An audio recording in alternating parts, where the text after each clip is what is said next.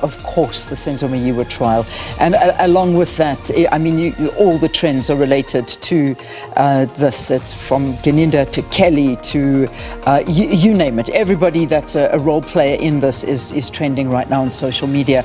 But this is the big revelation that came out yesterday, where the investigating, or Brigadier Bongani Ganinda, the investigating officer, the lead investigator, revealed that two of the accused in this murder trial, the Meyiwa murder trial, have implicated the singer Kelly Khumalo as the mastermind behind the soccer star's murder, who was her boyfriend at the time. Meyiwa was shot, killed in 2014, 10 years ago, at Khumalo's parental home in Vosloorus, and 5 men are on trial. So Ganinda's back on the stand, but this was a big revelation yesterday, and let's see where we go with this. But it's good to see that this is now gaining momentum, and we're actually getting somewhere in this trial, because it started off, and I mean, you remember all of the shenanigans that were going on behind the scenes and what was going on with this case, and we were going nowhere and fast. But now it seems that we've got some traction. 24 has started on a good note for this trial, and let's see where we go with it. So yeah, that was the big absolutely development yesterday. Justice for the family more than anything. Moving on to the next one, and I see it's moved right up to number 1 on the trending topics, at least on mine, Table Mountain. And this, Leanne, about safety more than anything for people hiking up Table Mountain and the like.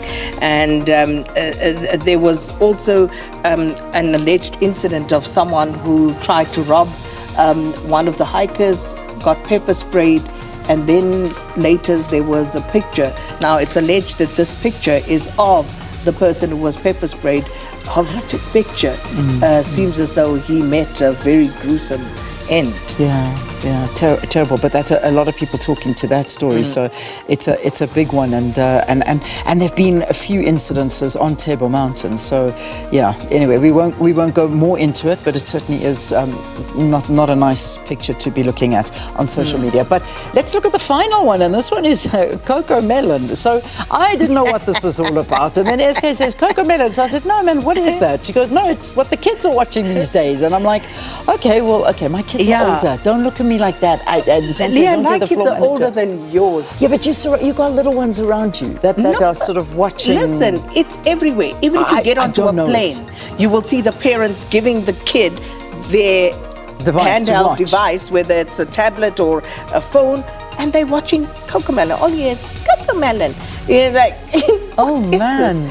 But apparently now there's talk around Coco Melon overstimulating kids. And, you know, one lady was sharing other shows that she thought are perhaps better for these kids. Oh, but man. Coco Melon is raising this new generation. Well, it is, and a lot of people are talking about this Coco Melon. So now I've read up into it, and they're just saying that, you know, the graphics, the 3D graphics, that they perhaps overstimulate the kids' brains. It's just too much, and then they go through. Once you take that device away, there's this major withdrawal from them, and there's kicking and screaming and crying, and they just they want it back, but.